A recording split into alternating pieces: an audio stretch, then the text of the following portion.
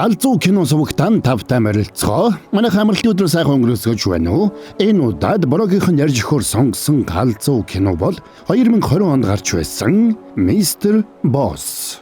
25 онд ярьж өгөх хамгийн сүүлийн солонгос кино болж байх шиг байна. Та нарт маань тэгээд таалагдана гэж найдаж байна. За энэ галзуу солонгос киног та нарт ярьж өгөхөд дугаарын маань хамтрагчаар илүү сонголт, илүү боломжийг үргэлж олгодог Top Electronics электрон барааны дэлгүүр хамтран хүргэж байна. Та нар маань тэгээд Сабадрагол Саба адарцсан бол лайк дарахтал тэгэл болоо явчих юм шүү. За тэгээд нэмж олон тав юм ярьж та нарыг залхаалгүйгээр шууд энэ кино тайлбараа хэдүүлээ эхлүүлцгээе.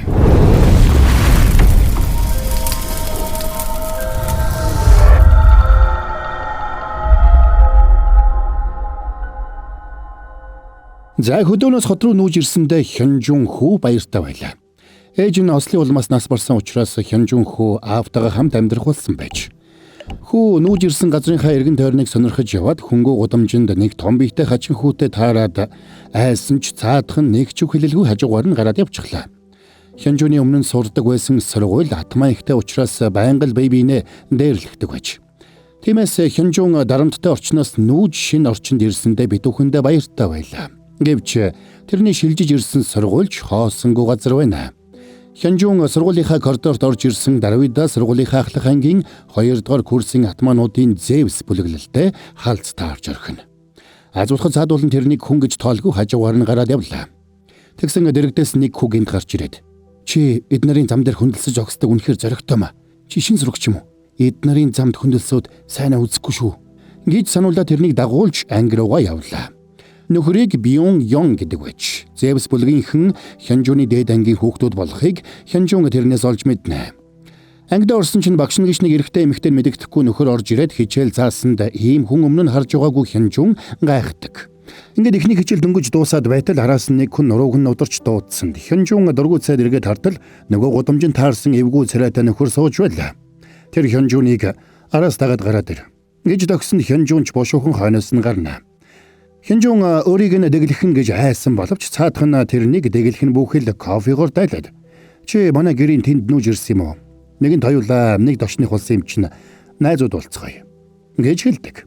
Ийм зүйл хэлнэ гэж төсөөлөөгүй байсан Хёнжунч бушуухан зөвшөөрч тэрнтэй найзууд боллоо. Өөрөөс нь олон ах юм шиг харагдах ховортой тэр хүүг Янсуу гэдэг. Ингээд сургуультай ирсэн даруйдаа шууд найзтай болж авсандаа Хёнжу баяртай байна. Тэрнийг ширээндээ эргэж ирэхэд хажууд нь нэг хүч ихэвчээр хөгжим сонсонгоо унтаж байлаа. Тэр хүүг Живан гэдэг. Бусдыг үл тоосон байдалтай тэр хүү Янсуугийн сайн найз байлаа. Живан ангийнхаа хамгийн шилдэг тулаанч нь байсан бол Янсуу зодон хийсэн шалтгаанаар уйларч дээд ангиас тэдний анги руу орж ирсэн нь тэр байж. За ингээд мань Хёнжун шинэ ангид ирсэн даруйда ангийнхаа хоёр атмантай найз болоодгоно. Нэг өдөр завсарлагын үеэр дээд давхарт сурдаг дээд ангийнхан Живаны дээрээс шүлсээ хайсан учраас Живан ууралсандаа тэдэнтэй хэрэлдэж орхино. Тэгсэн удалгүй ангид нь дээд ангийн байрын 3 залуу ороод ирлээ. Живан тэднийг үл тоосон байдалтай "Та нар дээд ангийнхан бол дээд ангийнхан шиг байгаач. Хүн лөө шүлсээ хайсан бол эхлээд уучлал гуйж сур" гэж хиг хийсэн бол Янсууч зүгээр суусангүй. Найзгаа өмөрч тэдэнтэй муудалцсан. Нөгөө гурвын толгойлогч нь бололтой залуу хурч ирээд Янсууг заамдаад ангиас нь чирж гаргах гэсэн ч байрнаас нь хөдөлгөж чадсангүй. Азуулхад багш нь ангид орж ирснээр дээд ангийн залуус гарч явцгаалаа. Маргааш нь тэр гурвыг хамтдаа ангидаа бэлэн гомон идээд сууж байтал Бьон Ён тэдэн дээр ирээд сургуулийн атмаанууд ахлах ангийн 1-р курсынхэн дунд зодооны тэмцээн зохион байгуулж байгааг хэлдэг. Ялагчийг нь бүлэгтээ авах юм байна гэдгийг сонсоод гурав найзч сонирхож юу болж байгааг харахаар явцгаалаа. Зодоныг үзэж байхдаа Жинвон хинэн ялахыг хараад л мэднэ. Боксоор хичээлдэг учраас Жинвон тулааны талаар хавьгүй илүү туршлагатай болохыг мэдсэн Хёнжун тэрнээс яаж зодлохыг зааж өгөхийг гуйдаг. Тэр цагаас эхлээд Жинвон Хёнжунд мэддэг чаддаг бүхнээ зааж өгч эхэлдэг. "Гараа ингэж бариад цох. Тэгээд хурдтай. Энэ алчуурыг сугандаа хавчуулаад хурдан цохоод унахаас өмнө хавчих шүү." Мэн Хёнжун ч хичээнгүүлэн суралцаж гэртээ завал гаруул өөрийгөө бэлдэж дээс тоглож гар дээрээ сунана. Зангид аймхаа хулчгар Хёнжун аажмаар өөртөө итгэлтэй болж байлаа. Нэг өдөр Хёнжуныг сургуульдаа ирж явтал замын эсрэг талд 2 залуу нэг сурагчийг зогсоогоод мөнгийг нь дээрэмж байгаа болтой зогсож байна. Тэгсэн тэнд Янсуу ирээд шууд явж очиод тэднийг балиулна. Тэгээд тэр хоёрыг ангидаа орж иртэл өөр ангийн хідэн залуус ангид нь ирчихсэн. Тэднийг хүлээгээд байж байлаа. Тэгээд Зевс бүлэглэлийн 1-р курсынхнийг толгойлдог далдгануур байрын нөхөр ирээд Янсууг чи нэгэд нэглүү шилжсэн юм чинь 1-р курсынхний дунд зохион байгуулж байгаа тэмцээнд орох ёстой юм шүү гэж шахдаг. Гэвч Янсуу энэ саналаас нь эрс татгалзлаа. Энэ үеэр Зевс бүлэглэлийн толгойлогч Жеон тэдэн дээр ирлээ. Тэгсэн Жеон Янсуу хоёр эртний түүхтэй хоёр байж таарна. Тиймээс Жеон тэрнийг зодоонд татаж оролцуулахыг хүсч байлаа. Харин Янсуу эсэргээрээ зодолдохоос татгалздаг. Учир нь тэр дахиж зодоон хийхгүй гэж хатуу шийдсэн байна. Тэгээд яаж ч чадхад Янсуу зодоонд оролцохгүй болохыг ойлгосон Жеон цаг нь ирэхээр хоёулаа тооцоогоо дуусгана гэж хэлчихэд тэндээс гараад явдаг. Тэр өдөр хичээл дараад тэр гурвыг ангиасаа гаргах гэж байтал оройн ангийнхан бөөнөрөө ороод ирлээ. Тэгээд тэд шууд л Живоныг үдсэнд Живон бие барьж тэдэнтэй зодолдохгүй байлаа. Гэвч нөгөөдөл нь тэрнийг өдөд байсан учраас Живон эцэст нь бие барилгүй толгойлогчийг нь цохиж унагадаг. За ингээд хаалгаа төгжиж байгаад ангидаа зодолдохор болно. Өмнө нь ингэж зодолдож байгаагүй Хёнжун санамсаргүй нэг залууг цохиж унагчаад үүндээ урамшаад нөгөө хоёртойгоо нийлээд оройн ангийнхантай зодолддог. Маргааш нь ангийн багш нь тэдний өмнө гарч зогсоод өчигдөр ангид зодолдсон хүүхдүүд өөрсдөө гараад ирцгээ. Гэсэнд Живон Янсуу хоёрч босоод ирнэ. Аргагүй байдалд орсон Хёнжун ч нөгөө хоёрыг дагаж буслаа. Багш нь та нар миний ариун шүтэн болсон ангид зодон хийж бузарлаа. Би энийг хэрхэвч зөвшөөрөхгүй. Ингэж хэлээд тэднийг бүгдийг нь саваадаж гарна. Гэвч багшийнхын цохилт Янсууд юуч болдгүй. Тиймээс Хёнжун дээр очихоос өмнө хамаг тэнхээгээ барж уурандаа тэднийг эцэг ихэ заавал авчирч уулзуул гэж тушаадаг. Тэгээд орой ангийнхантай зодолдож ялсандаа урамшсан Хёнжун болон тэрний найзууд сургуулийнхаа дээвэр дээр магшарж идэхэр болно. Тэгсэн Живон ягад ч нэг л гонигтай байлаа. Тэгээд тэр мах чидлгүй яваад өгдөг. Учир нь найз охин нь хүнд өвчтэй байж. Тиймээс найз охиныхоо эмчилгээнд мөнгө нэмэрлэхийн тулд Живон чөлөөт цагаараа цагийн ажил хийдэг болохыг Хёнжун тэр үед олж мэднэ. Тэдний тарьсан хэрэгээс болоод багш нь зодоонд оролцсон хүүхдүүдийн эцэг эхийг дуудуулж хүүхэд нь дахиж ийм асуудал гаргуулахгүй гэж ам өчхийг нь авсан бол Живоны гэрээс хинж ирсэнгүй. Тиймээс сургуулийн захиргаанаас тэрнийг төр хугацаагаар сургуулиас түтгэлзүүлэх шийдвэр гаргасан байж. За нөгөө тэгүр тэднийг хідүүлэх нэ орой ангийнхныг ангиар нь зодсон гинэ. Гэсэн яриа сургууль даяар тархаж бусад ангийнхан ч тэдэнд баг-багаар хүндэтгэлтэй хандах болжээ.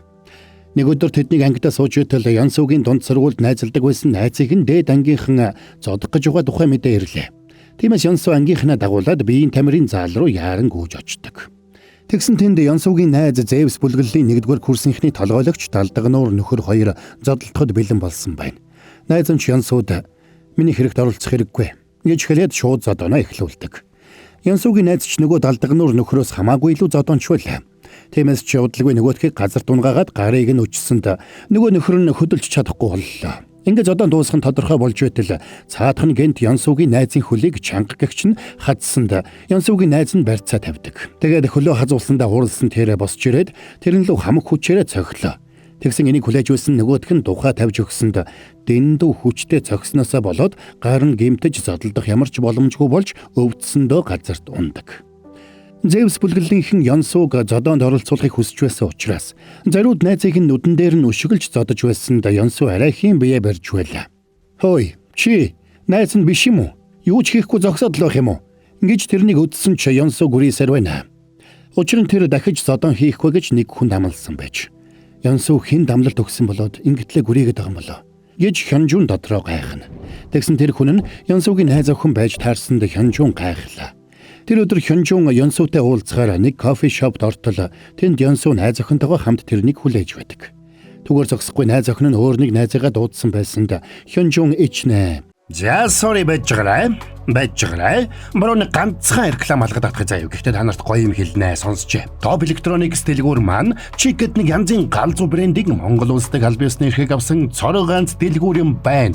За тэгээд энэ Chic-д брэнд нөө штэ дизайн, хэрэглэгчийн сэтгэл ханамж, технологийн шийдэл, зах зээлийн үнэлгээ зэргээр олон улсын хэмжээнд хэд хэдэн хүлээн зөвшөөрөгдсөн шагнал нэр хүндийн жагсаалтад багтсан брэнд юм байна. Галзуу юу. За жишээлбэл хөргөгч, хөлдөгч, угаалгын машин, QLED 4K зурагтыг хамгийн хямд үн олон сонголтойгоор оруулж ирсэн байгаа юм байна. Chic брендийг Top Electronics-ос Нэр хаанаас авах вэ гэхээр Манусын мэддгээр халдвартын Централ Молын замын эсрэг талд Top Electronics дэлгүүр маань янзын ягон өнгөтэй байж байгаа. За бас 3 дугаар хороолол салбар нь бидний сайн мэддгээр өргөө кино театраас дэш өгсөд тэхийн голд нь мэлтэж байгаа. Болохгүй бол 711 гэж залгаад бүх мэдээлэл авчих. За, кино тайлбараа одоо үргэлжлүүлцгээе. Тэгсэн Хёнжунд тэр охин таалагдсан учраас нөхөр тэндээс явсангүй. Тэр охиныг Жимин гэдэг байлаа. Тэр орой Ёнсутай хамт алхаж явахдаа Жимин өөрийг нь сонирхож байгаа тухай сонсоод зориг орсон Хёнжун тэрнтэй холбогдож нэг кофе шопт болцлоо. Тэр хоёр ойр зураг ярилцаж байгаад тэндээс гарах гэтэл дээд ангийнхан нэг залуу найз охинтойгоо явж байгаад тэдэнтэй харц таарлаа. Тэгээд тэрний найз охин Жиминийг хоргоож хэрүүл үдсэнд Хёнжун тэрнийг өмөрөөд найз залуутай нь муудалцдаг. Тэгсэн нөгөө залуу Жиминийг "Чи миний найзтай үерхчихсэн биз дээ. Найз залуугаа ийм амархан мартаж байгаа юм уу? Эмэгтэйчүүд ийм л хуурамч хамтад штт" гэж чижилж эхэлдэг. Энийг сонсон Жимин уурлаад Хёнжуныг дагуулад тэндээс гарна. Үүнээс нь болоод Жимин Хёнжун хоёр муудалцаж Хёнжунд гомдсон Жимин ганцаараа яваад өглөө. Оройн Хёнжун Ёнсутай уулзаж Жиминий найз залуу нь тэрнээс салсныхаа дараа мотоциклдоо явж байгаад осолд ороод нас барсан гэдгийг, үүнээс болоод найзууд нь бүгдээрээ тэрнийг буруутгадаг болохыг хэлж өгдөг. Энийг сонсон Хёнжун дотроо гэмшлээ. Тэгсэн маргааш өглөө нь Ёнсу хар үрээр гэрт нь ирээд хаалгыг нь балбаж эхэлдэг. Тэгэд Хёнжуныг дагуулад зэргэлдэх уулын орой дээр авчирна. Ямар учиртайг нь ойлголгүй гэрийнхээ тавчигтай гараад ирсэн Хёнжуныг уулан дээр арайхийн гарч иртэл тэнд Ёнсугийн найз охин найз Жиминийг дагуулад иржээ. Нөгөө хоёр нь мань хоёрыг эвлэрүүлэхийн тулд энэ уулзалтыг зохион байгуулсан байж. Тэгээд Минжи Хёнжуныг дагуулад тэр уулын орой дээр байдаг нэг сүмд очлоо. Учир нь тэр өдөр Минжигийн нас барсан ээжийнх нь төрсөн өдөр байж. "Одоо чи надад сайн хандсан шүү. Яагаад тэр вүлээ? Чи миний ээжтэйгээ уулзуулсан анхны эрэгтэй найз болохоор тэр."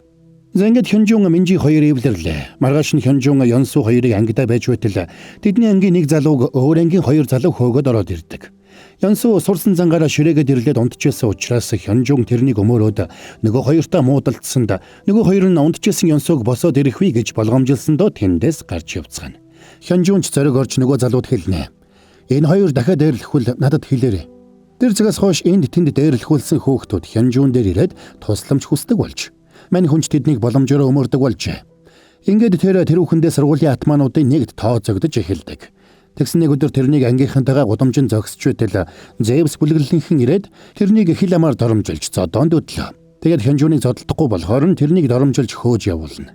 Нөхөр Ёнсутай уулзаад энэ талаар хэлсэн ч цаадах нь "Та нар болгоомжтой байж хэсэгтээ иймэрхүү зүйл хийхгүй байсан дээр хаа" гэж хэлнэ. Хёнжун үүнд нь дургуцаад яагаад бүх зүйлээс хойш суугаад байгааг нь асуухад Ёнсу "Би зүгээр л чимээг үхэн байж байгаа төгсмөр байна. Харин та нар энэ байдлаараа байвал удахгүй асуудалд орно шүү" гэж сануулдаг. Иннээс болоод Хёнжун Ёнсу хоёр муудалцаж аажмаар хүнд ирж эхэлцгээв.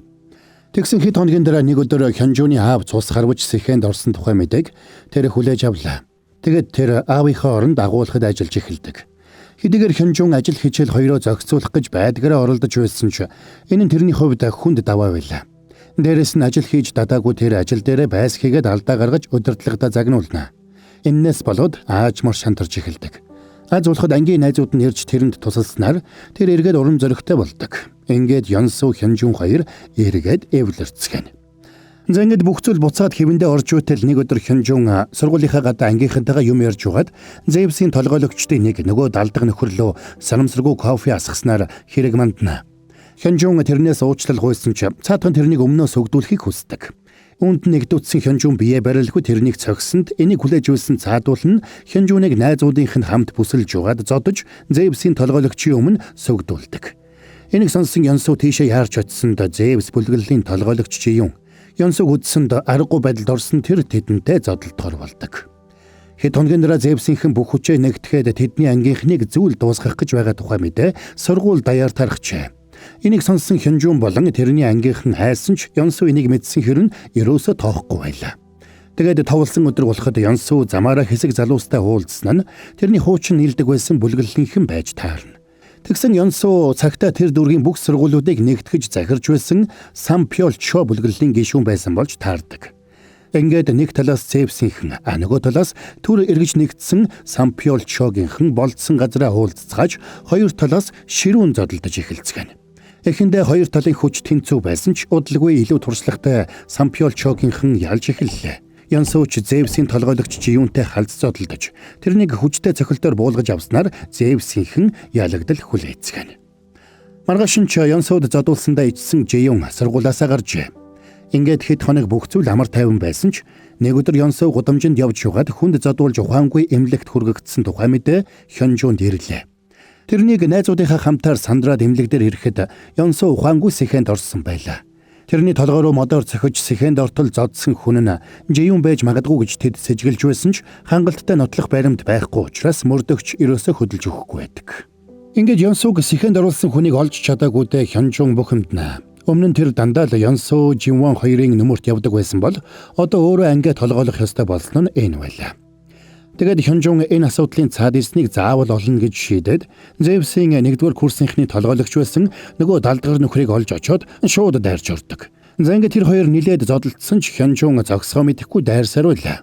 Найзынхаа төлөө өөрийг нь алхаас буцахгүй болсныг ойлгосон нөгөөх нь сүүлдээ тэрнээс хайж "Би энэ хэрэгт ямар ч холбоогүй. Надаас хол байгаа ч дээ" гэж гуйснаар Хёнжун тэрнийг орхидог. За тэгээд тэр Жиюнтэй холбоотой залуусыг нэг-нэгээр нь шалгасан ч тэдний хэн ч Янсууг зодоогүй байлаа. Энэ байдлаас нь болоод санаан зовсон Минжи тэрнийг зогсоох гэж оролдсон ч Хёнжун найзынхаа төлөө бүхнийг хийн гэж хатуу шийдсэн байлаа. "Миний найз надаас болж ийм байдалд орсон байхад би яаж зүгээр суух юм бэ? Янсууг тийм болгосон хүнийг олохоос нааш би зогсохгүй" гэж Хёнжун хатуу хэлээд тэндээс гарч явдаг. Энэ үеэр тэр хоёртой өмнө нь таарч байсан дээд ангийн залуу Хёнжунтай дахиж таарад тэрнийг дээрлэх гэж оролдсон ч Хёнжун тэрний цохих гэж далайсан гарыг нь бариад цааш нь түлхсэнд цаадах нь айгаад юу ч хэлж чадалгүй үлдлээ.